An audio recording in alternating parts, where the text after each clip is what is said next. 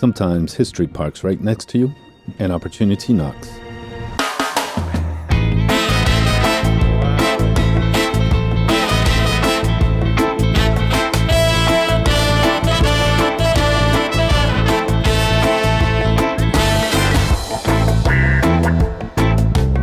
Did you already have lunch? No. It's lunchtime. Hello, Captain, man. I met Dutch Captain Jan at Dokka's bar in Mindelo a few days ago, and since this is a small world, his ship appeared next to Galapan, here in Tarrafal de Santiago. I asked him if we could visit the vessel and film it, and here we are. What's your name? Fenardi. Fenoiti. Fenardi. Fenardi. And your name is? Alex. Interior, this was on cargo hold, Ah, okay. and on deck, all the rigging is being brought back in the original state. Uh-huh. And she was found in 1988. Ah, She it's a looked like cargo that. ship. Jan has taken us through a brief history of the ship under his command. He's just been named captain of the Oosterschelde after about 8 years of working up the ranks. As well, we were invited for lunch with some of the crew. This ship was built as a 3-mast schooner cargo ship and served as it was until 1962. It was then refitted as a motorized cargo ship, stripping her of her masts. In 1998, she was bought by a Dutch visionary and recommissioned as a Dutch tall ship.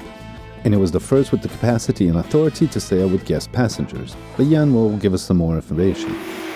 Built in 1917 as a Dutch cargo freighter. It was in the First World War, and they asked for smaller ships, preferably on the sail. It was cheaper, but also was expensive, and it was the last revival of the sailing cargo transportation. And so then this ship was built together with about 500 Dutch topsail schooners were built, and this is the last one remaining. So like I said before, like the coaster on the picture in the corner there, that's how she was found back by a guy, and it took them 4 years to restore it, bring it back in the original state. And now we are sailing around with guest crew. So there was an interior built in it, and we have cabins now. We take up to 24 guest crew, and we sail the boat with normally seven permanent crew members. And the guest crew get to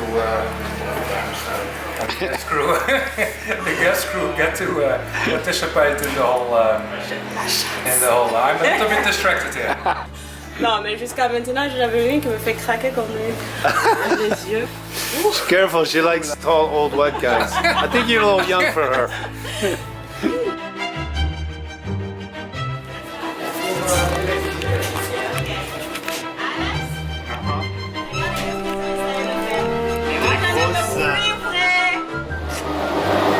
Clean, organized, very Swiss. Ridiculous. Yeah. A John Deere engine. It's not that big for a big boat like this. Brand new and 2 years old. Wow. 6-cylinder, 470 horsepower. 470 horsepower. The day tank, diesel, 2,000 liter. And that's original also still. Riveted steel. And we have 4 times 2,000 liter tanks in here. The boat has been around the world twice, been to all 5 continents, including Antarctica. It regularly sails around Cape Verde like us, as well as much further, unlike us so far. 4,000. In total we carry 18,000 liters. It makes water, but does it make coffee? Does it make coffee? It's Italian. No. We have water, right? Coffee maker. Italian water maker that doesn't make coffee, I don't know. I have a tractor engine too. Have you? Perkins. Perkins? Oh, my dad had a Perkins too. Peak and throat halyards on both sides, and you just need a couple of people, maybe 3, 4, to. No winches, huh? No winch. It's all. Wow. We have one winch. We have the anchor winch. Ah, okay. They offer 10-day trips sailing around the islands. I'm surprised we haven't met before. And once again, I'm really happy to have stayed here so long, so I can meet so many great people like the Oosterschelde crew. Hello. No worries. She likes old white guys. You're too young. Like, look who works aboard here, Edson. He's Sonia's boyfriend. We were just hanging out together in her kitchen party a few days ago.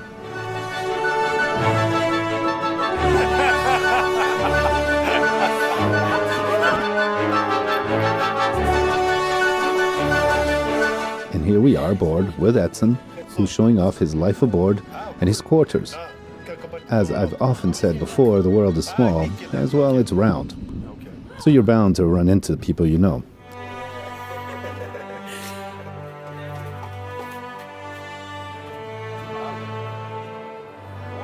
Jan had something special to show us, the little sloop life raft. It reminded me of the mutiny on the Bounty.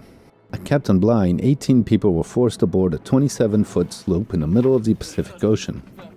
Odds were against the captain that they would never reach England again, let alone dry land. Edson felt they could easily be sailed from here to Southend, and I agree.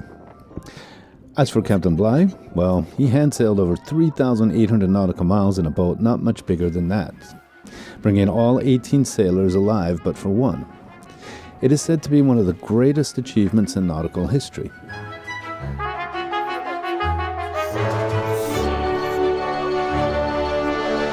Jan was more than pleased to offer us a ride back in history on his little vessel.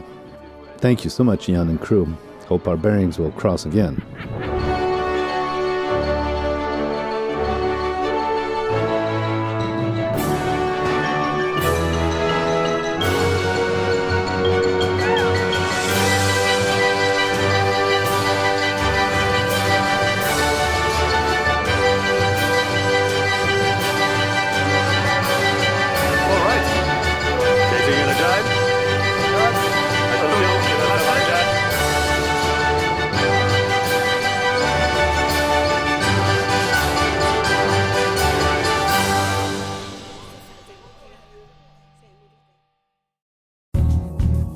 This is Forte Real de São Felipe, which stands above Cidade Velha.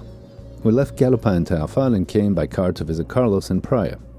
He and visiting friends Maya and Stacy took us down another page of history. Can I videotape you? Video? Filmage, see? Why? Because you have a beautiful smile. I close my smile. My, no, don't do that. You have a perfect smile, beautiful smile. I want to see. You want to see? And after I will call police. Promise? You will call the police on me, come and get. This is Cita Velha.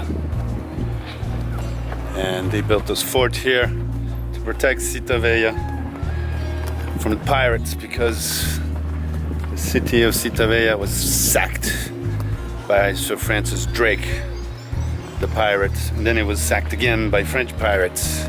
So they built this fort to protect the colonies. Portuguese did. And the oldest town settlement in Cape Verde. And there was pirates here, always pirates. That's why we love this place. This land of mischief, wine, women, and pirates. Yeah. And it's beautiful. Well, wasn't that girl up there just beautiful? Her name was Annabelle.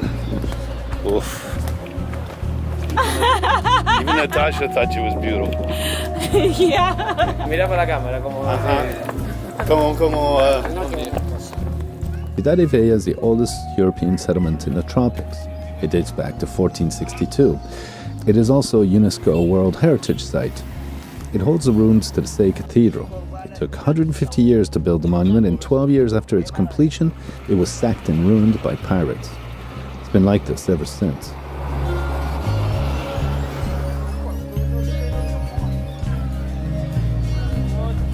We had a look at the bay. Me and Carlos believed we could anchor there in the right conditions. Maya reminded us that if Columbus, Vasco da Gama, and Magellan could do it, well, we should certainly be able to anchor there too.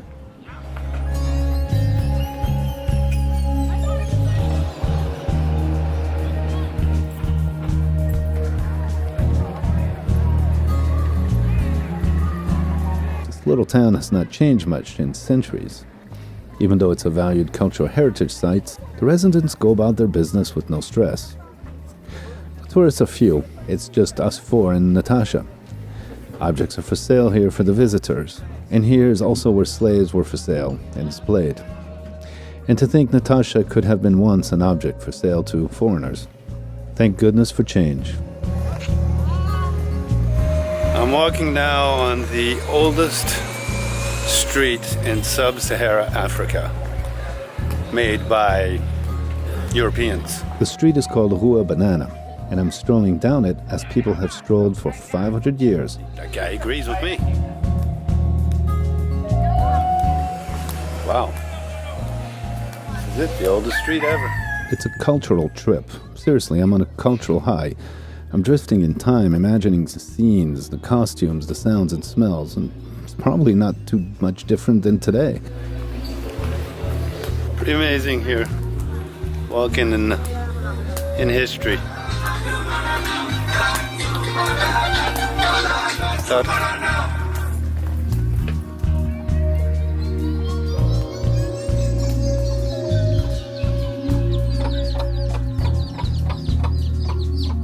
And look, one can stay here. I'd love to stay in one of these little houses a few weeks and make it a riding cottage.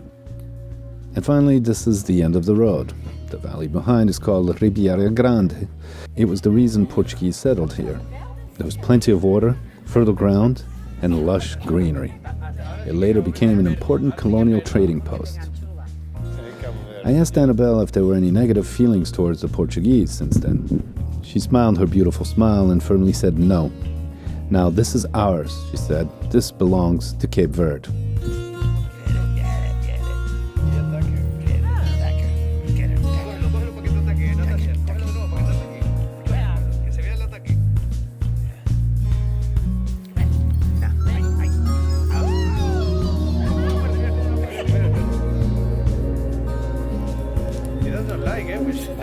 Pode tranquilo.